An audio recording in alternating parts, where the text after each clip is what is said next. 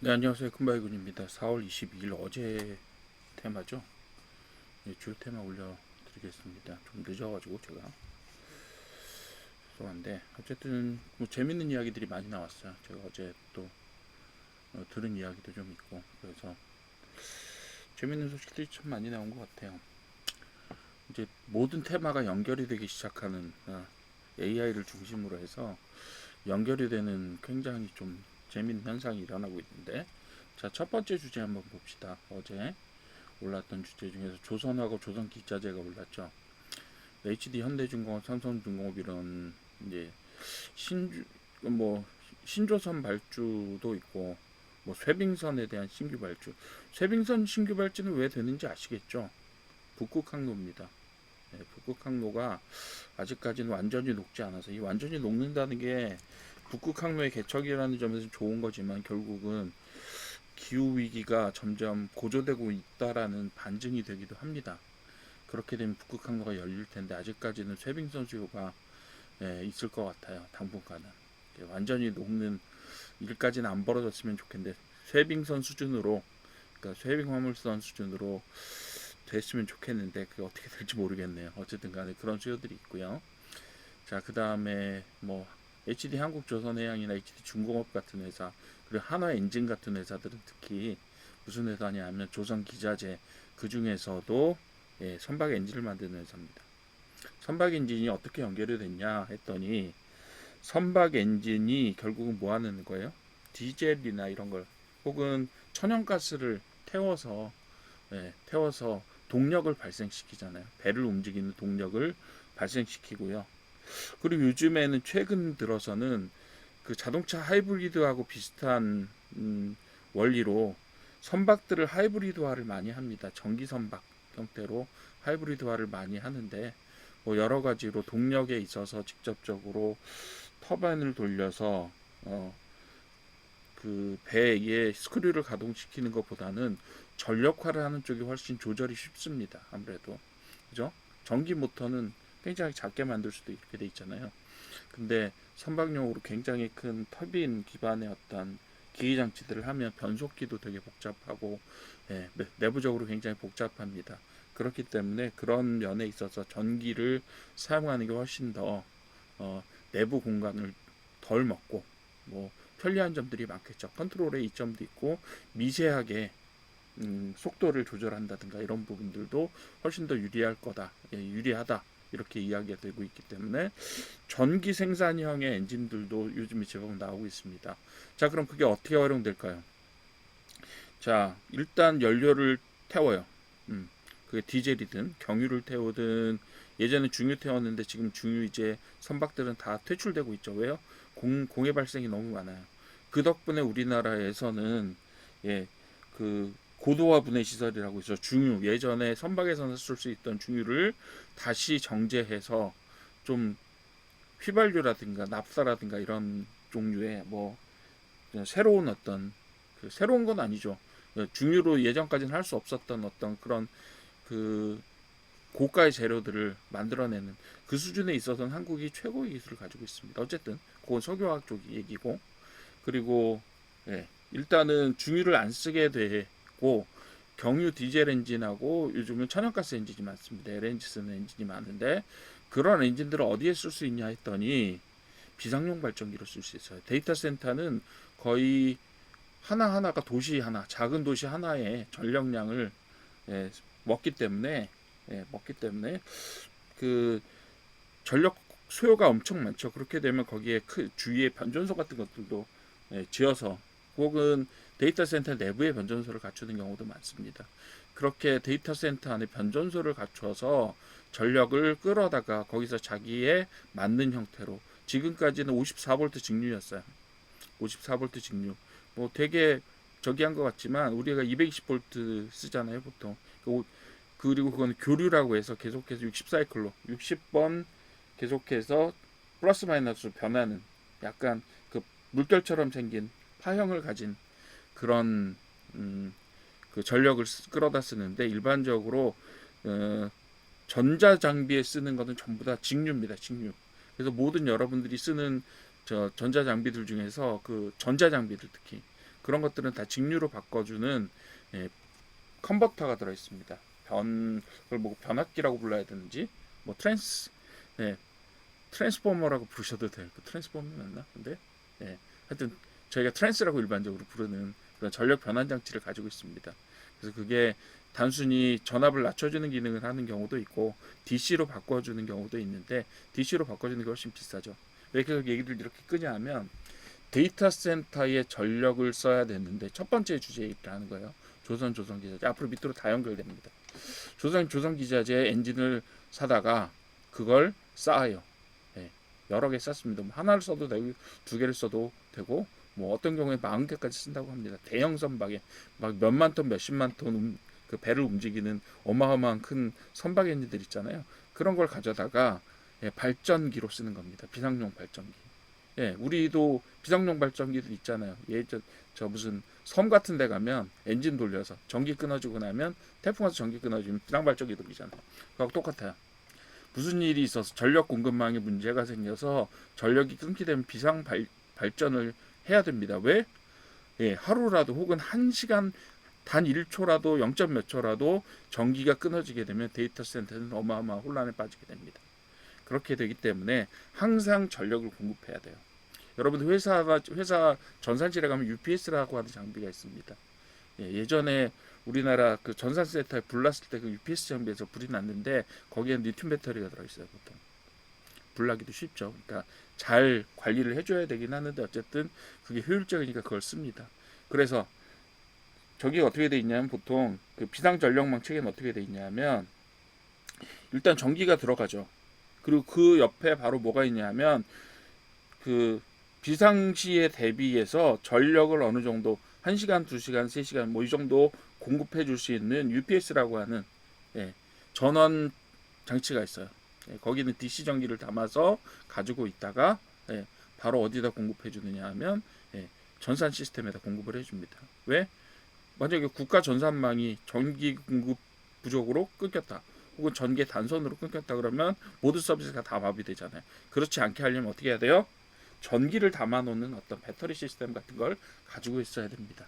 그걸 요즘에 뭐라고 부르는지 아시죠? ESS라고 부릅니다. 네. 예전에 UPS라고 불렀고 지금 ESS라고 부릅니다. 그런 큰 규모의 예, 그런 비상전기를 갖게 되고 그 비상전기마저도 떨어질 수 있으니까 어떻게 해요? 예, 발전기를 예, 보안으로 가지고 있게 됩니다. 데이터 센터의 전력 구조가 될 거예요. 앞으로 지금도 그러고 있습니다. 그래서 거대한 데이터 센터의 비상전력용으로 거대한 선박을 움직이는 엔진을 발전기용으로 사용한다. 그 수요가 늘어나고 있고요. HD현대중공업 같은 경우 6,200억대의 데이터 센터용 그 비상 발전기를 수주를 했어요.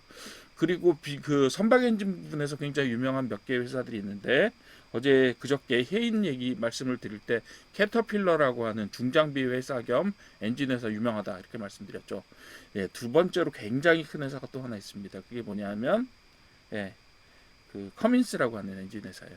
커민스라고 하는 중장비 엔진을 예, 전용으로 했었는데 중장비 엔진을 중심으로 생산을 많이 하셨는데 요즘엔 데이터 센터용 엔진도 생산을 많이 하고 있고 핀란드의 바르실라라고 하는 업체들도 있고 또 롤스로이스 같은 업체들도 그걸 합니다. 네. 롤스로이스는 주로 이제 그 가스터빈 엔진을 주로 이제 취급을 하고 있죠. 걔네들도 지금 데이터 센터용 어떤 설비들을 계속해서 만들고 있습니다. 이제 선박 기자재, 선박 엔진이 드디어 데이터 센터와 연결이 되어서 테마로 등장하고 있다. 이렇게 보시면 돼요. 결국 뭐예요? AI.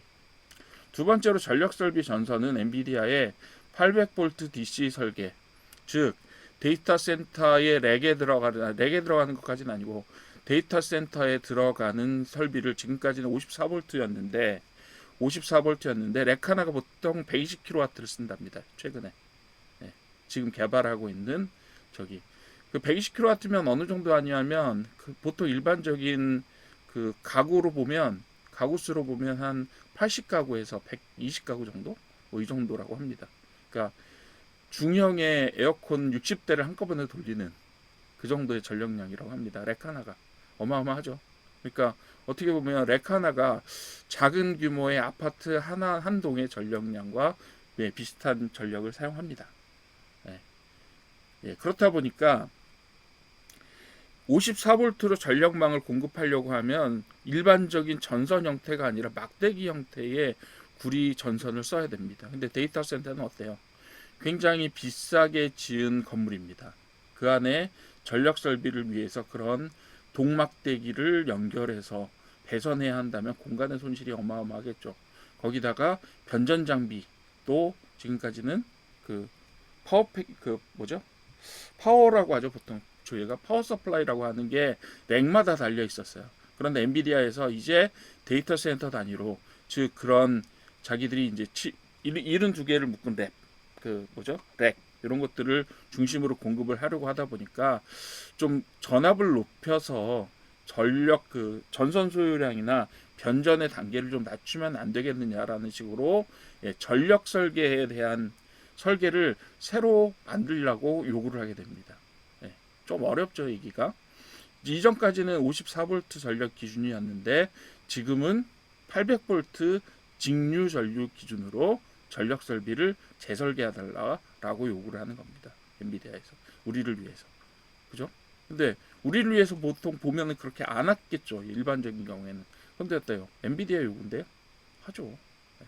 그래서 그걸 하기 위해서 LS 일렉트릭, HD 현대 일렉트릭 이런 회사들이 그것과 관련된 기술들을 가지고 있습니다. 800V DC를 할 수 있는 기술력, 또 그 안에 예를 들면 800V로 전기가 흐른다는 얘기는 안전성 문제도 있겠죠. 빠른 속도로 전력을 차단해야 된다든가 이런 부분들이 있겠죠. 아니면 변전에 대한 그런 전력을 변경시켜주는, 즉 교류에서 DC로 직류로 바꿔주는, AC에서 DC로 바꿔주는 그런 설비라든가, 아니면 전압을 올려주거나 떨어뜨려주는 그런 설비라든가, 이런 것들은 우리나라 업체들이 굉장히 잘합니다. LS나 HD나 효성중공업 이런 데들이 엄청 잘합니다. 게다가 거기에 덧붙여서 새로운 전선 규격이 나오겠죠. 800V 뭐 이런 식으로 견딜 수 있는 새로운 전력망 요구도 나올 겁니다. 그런 것들을 우리나라 업체들과 이야기하고 있고, 그리고 우리나라에서 그런 것들을 공급해 줄 수 있는 인프라를 갖고 있기 때문에 이 테마가 주목을 받는 거죠. 그러니까 제가 위에서 얘기했던 조선기자재와 전력설비는 어떻게 해요? AI를 위해서 한꺼번에 협력하는 관계가 됩니다. 그리고 요즘에는 데이터 센터용 전력을, 데이터 센터 같은 경우는 좀 몇 데다 만드는 경우들이 많단 말이에요. 동일 공간에 되게 큰 면적에다 생산 데이터 시설을 지어야 되고, 그래서 좀 외딴 지역에 저기 만드는 경우가 많은데, 그런 경우에 어떻게 해요? 전력망을 끌어와야 되잖아요. 근데 데이터 센터는 일단 장비 넣고 빨리 움직이고 싶어요. 그럼 어떻게 해요? 전력망을 끌어오는 비용을 대느니 차라리 선박 엔진 40대 뭐 이렇게 넣고 자체적으로 전력망을 만들어 버려요. 그렇죠. 어차피 화력발전소에서도 LNG 태워가지고 전력 만들어서 그거를 변전소 걸쳐서 끌어다가 쓰는데, 그러지 말고 차라리 여기다가 LNG 엔진 몇 개를 넣고 그걸로 전력을 생산해서 바로 변전소를 바로 옆에다 지어서 어떻게 한다? 바로 전력을 자체 조달한다. 이런 형태의 이야기들이 나오고 있는 거예요. 그래서 전력 설비와 조선 기자재의 선박 엔진 부분이 연결이 되는 겁니다. 그죠? 자, 두 개 연결됐어요. 자, 그럼 이제 이해하시겠죠? 자, 그다음 반도체 소부장 같은 경우는 뭐 당연히 지금, 반도체는 올라가고 있었죠. 오늘 SK 하이닉스 실적 발표 됐는데 어제 시점에서도 기대감이 많이 있었어요. 오늘 제가 저녁 때 다시 정리해드리겠지만 SK 하이닉스가 지금 영업이익률을 70% 정도로 예상을 했었습니다. 어제 비슷하게 나왔죠. 자, 그 다음에 2차 전지 전기차 쪽의 이야기들도 동일합니다. 위에서 이야기됐던 것들, 자, 제가 뭐라고 말씀드렸어요? 데이터 센터 전력용 엔진, 그 옆에는 반드시 뭐가 붙어야 된다? 보통 ESS가 붙는다. 이렇게 말씀을 드렸잖아요. 그죠? 그래서 배터리 수주가 지속되고 리튬 가격이 상승하고 ESS라고 하는, 수요가 확대되고 있다. 자, 그렇게 되면 어떻게 됐어요? 전력 부분에서 2차 전지 부분하고 조선용 엔진, 선박용 엔진 부분, 그리고 전력 설비가 딱 붙어버렸어요. 세 개가. 하나의 선 안에 있어요. 예를 들면 어떻게 해요? 예를 들면 여러분들이 머릿속으로 그려보십시오. 선박용 엔진으로 전기를 생산해서 ESS에 저장하고 ESS에서 다시 변전 설비, 전력 설비를 통해서 데이터 센터에 전기를 공급한다. 이렇게 되는 거죠. 예, 모든 테마가 세 개의 테마가 하나씩 나왔어요. 그 다음에 데이터 센터 안에 뭐가 돌아가요? 예, 반도체가 돌아가죠. 그러면 메모리 반도체가 돌아가잖아요. 그 메모리 반도체와 GPU가 어마어마한 전력 소비를 하기 때문에 결국은 예, 지금까지 말씀드렸던 전력 설비, 조선 엔진, 조선용 엔진, 그 다음에 예, 2차 전지로 만든 ESS 이런 것들이 필요하다고 말씀드렸잖아요. 그렇게 연결이 되는 거예요. 쭉 그렇게 해서 하나의 테마로 연결이 되어 있다라고 보시면 되겠습니다. 결국은 데이터 센터와 관련된 예, 가치 사슬, 밸류체인이라고 말씀드릴 수 있겠죠. 그렇게 연결되는 겁니다. 그리고 지금 그런 것들이 다 통합적으로 어떻게 보면 하나의 밸류체인으로 연결되고 있다 이렇게 보셔도 될 것 같아요. 엔비디아에서 반도체도 사고 예, 전력망도 사겠죠. 예, 엔비디아에서 왜? 팔아야 되니까 그걸 하나로 붙여서 시스템으로 팔겠다. 혹은 데이터 센터 단위로 팔겠다. 이렇게 이야기를 하고 있잖아요. 자, 그럼 다 연결됐어요. 그죠? 엔비디아를 중심으로 반도체 그리고 선박 엔진, 전력 설비, 2차 전지 됐습니다. 네. 그리고 방산 드론은 미국하고 이란의 협상 결렬로 지정학적 리스크가 확대되었다라는 면 때문에 올라갔고요. 그래서 LIG 넥스원이라고 되어 있는데 지금 LIG 디펜스 앤 에어로스페이스로 이름을 바꾸기로 했습니다. 그다음 퍼스텍은 계속 제가 강조를 드렸던 몇 개 아이템 중에 하나고 현대로템은 일반적으로 현대로템이 제일 많이 만드는 거는 사실 열차예요. 열차. KTX 열차 제일 많이 만듭니다. 그 다음에 많이 만드는 건 뭐냐면 K2 한국 전차 K2 만듭니다. 그 다음에 최근에는 우주항공 쪽에 진출을 해서 그걸 뭐라 그러죠? 초고속 초음속 극초음속 비행체 뭐 이런 것들을 만듭니다. 그런 것들 실험에 성공했어요 최근에. 그리고 다른 업체들 한일단조라든가 이런 것들도 계속 주목을 하셔야 될 것 같아요. 한일단조가 좀 움직이고 있긴 한데 아직까지 다른 같은 섹터에 있는 업체들에 비해서는 평가가 아주 높지는 않아요. 그러니까 가격들을 잘 보시면서 한번 재평가해 주시면 될 것 같습니다. 4월 20일 주요 테마는 뭐 제가 맨날 말씀드렸던 이건 그냥 테마예요 라고 말씀드렸던 실이 없는 실적을 쌓을 수 없을 것 같은 테마들은 보이지 않습니다. 다행히도 우리나라가 어느 정도 다 기술력들을 보유하고 있고 수혜를 받을 수 있는 그런 수준의 이야기들이 되고 있다라고 보시면 될 것 같습니다. 예. 종목들은 하나하나 보시면서 요거 어느 정도 평가되었고 지금 가도 될지 안 가도 될지 이런 부분들은 자체적으로 좀 평가를 해 주십시오. 그 평가 기준에 대한 부분들은 제가 계속해서 주린이를 위한 뭐 가치평가의 기초라는 형태로 재생 목록을 만들어서 계속 올리고 있으니까 그 부분들 참고하시면 기본적인 분석에 대한 것들은 어느 정도 자리가 잡힐 수 있다라고 봐요. 그러니까 그거를 좀 참조를 해 주십시오.